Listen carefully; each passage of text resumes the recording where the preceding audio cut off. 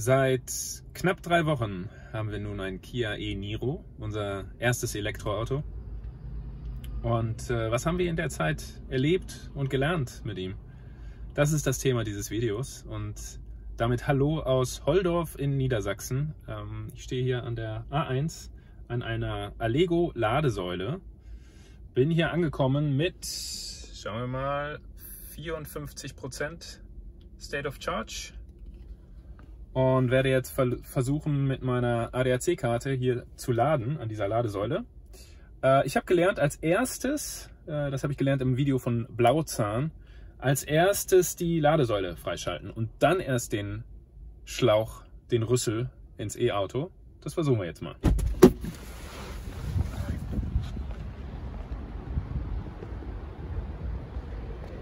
Ich mache schon mal auf hier. Na, wieso geht das Auto nicht auf?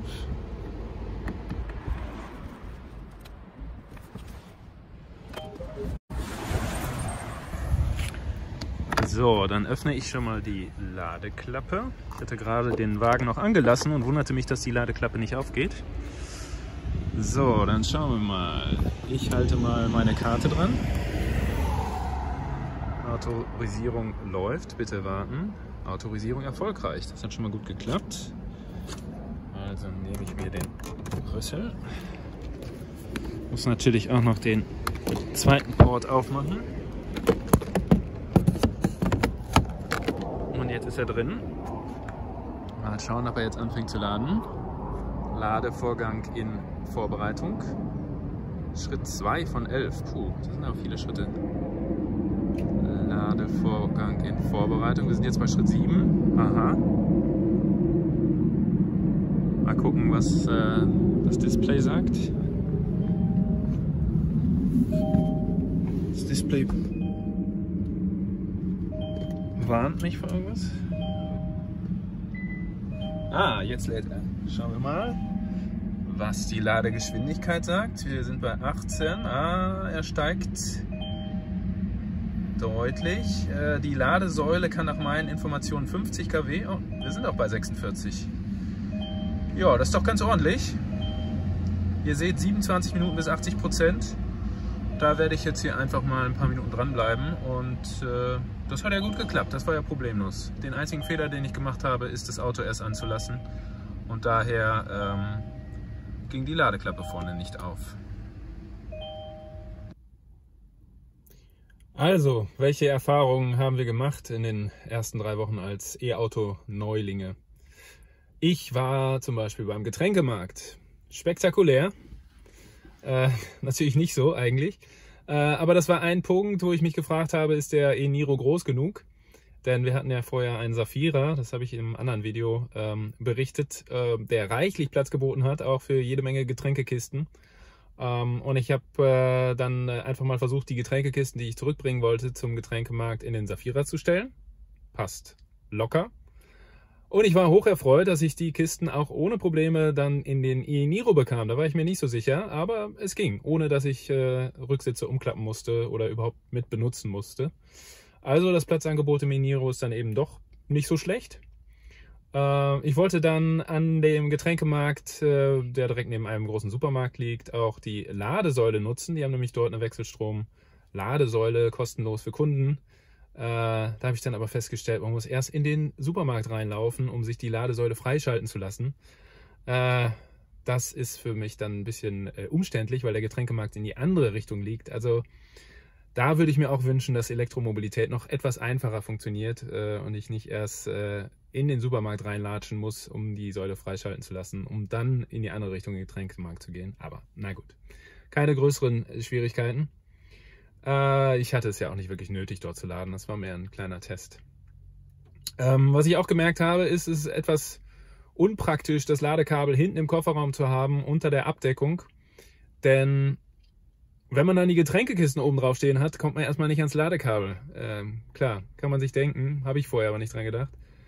Von daher bin ich doch wieder dabei, über einen Frank nachzudenken, beziehungsweise ich bin schon weiter. Ich habe einen Frank bestellt und da möchte ich mich auch bedanken bei den Zuschauern der anderen Videos, die mir, als ich da über den nicht vorhandenen Frank mich etwas beschwert habe beim e-Niro, die mir direkt Tipps geschrieben haben unter das Video als Kommentar und mir Tipps gegeben haben, wo man gute Franks bekommen kann. Gleich 2 Tipps habe ich bekommen.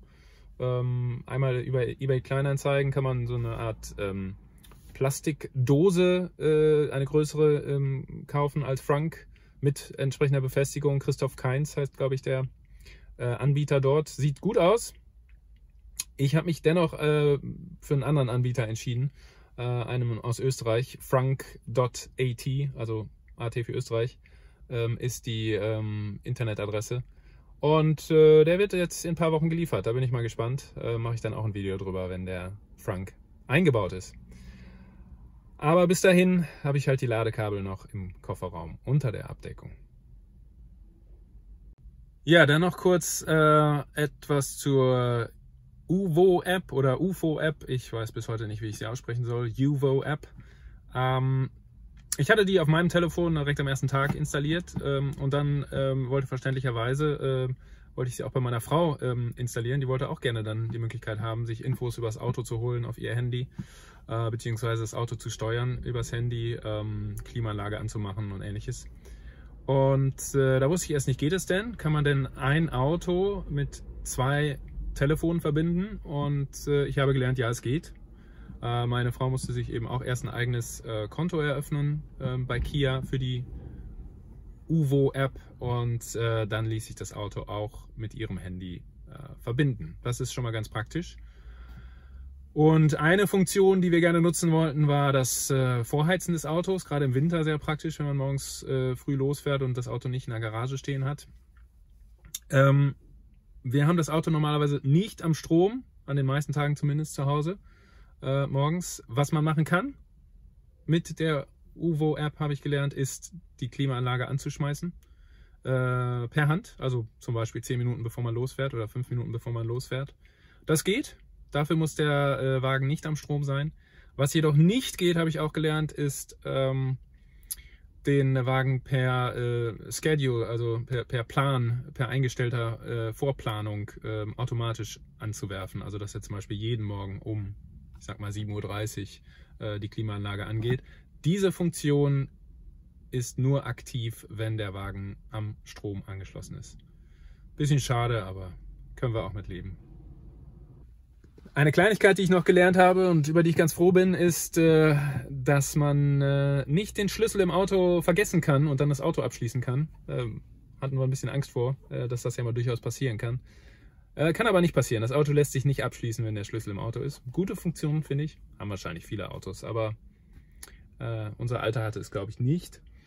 Ein weiteres Thema, was spannend ist, nach wie vor, finde ich, ist die Rekuperation. Da lerne ich noch jeden Tag. Ich hatte mich gefragt, wieso man diese Wippen hat am Lenkrad. Ich zeige es dir gerade nochmal. Mit denen man ja die Rekuperation verstellen kann. Ich dachte, es reicht auch, wenn man einmal eine Rekuperationsstufe einstellt und dann behält man die eben immer bei. Aber wie ich aus einem Video gelernt habe über den eSoul, der ja mehr oder weniger baugleich ist, was die Plattform angeht mit dem e-Niro, spielt es eben doch eine Rolle, wo man fährt und was für ein Gelände man hat. Fährt man Landstraße, Autobahn oder in der Stadt. Da können unterschiedliche Rekuperationsstufen durchaus sinnvoll sein. Und von daher verstehe ich jetzt, warum man das mit diesen Wippen einstellen kann am Lenkrad. Und nutze es auch durchaus situationsbedingt. Sehr praktisch ist natürlich auch die automatische Rekuperationseinstellung. Die habe ich noch nicht so viel genutzt, aber das werde ich in den nächsten Tagen nochmal ausführlicher tun. Ansonsten fand ich jetzt, nachdem ich ja etwas gefremdelt habe mit der Stufe 3 Rekuperation, weil sie so stark abbremst, ist ja auch bekannt unter One-Pedal-Driving, nachdem ich da erst mit gefremdelt habe, finde ich sie jetzt toll, insbesondere auf Landstraßen, wo man 100 km/h fahren darf. Dann zwischendurch kommen immer wieder 70er-Zonen. Und da finde ich es sehr, sehr praktisch mit dieser Rekuperation, das Fahrzeug ganz problemlos und in einer guten Zeit runterzubringen von 100 km/h auf 70 km/h und dann einfach am Ende der 70-Zone wieder rauf zu beschleunigen. Also da finde ich diese Rekuperationsstufe 3 wirklich toll. Ich hatte ja dieses Vergleichsvideo gemacht, Zafira, unser altes Auto zum e-Niro. Einen Aspekt hatte ich natürlich vergessen. Da liegen natürlich auch ziemlich Welten dazwischen, was die PS-Zahl angeht. Der e-Niro hat 204 PS, unser alter Zafira hat 110 PS. das ist natürlich auch vom Fahrgefühl her eine komplett andere Geschichte, gerade auf der Autobahn.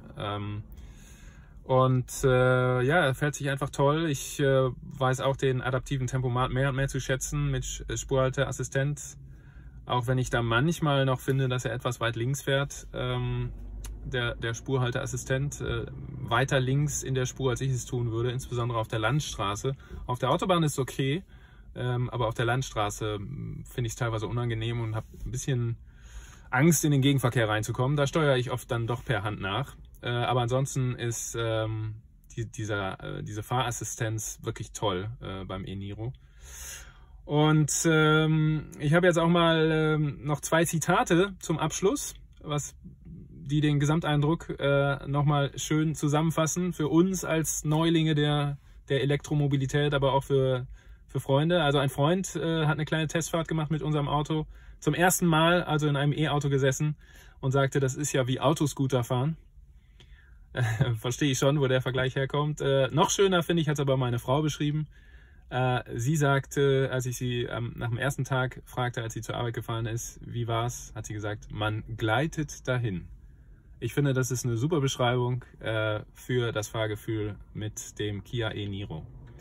Und damit macht's gut.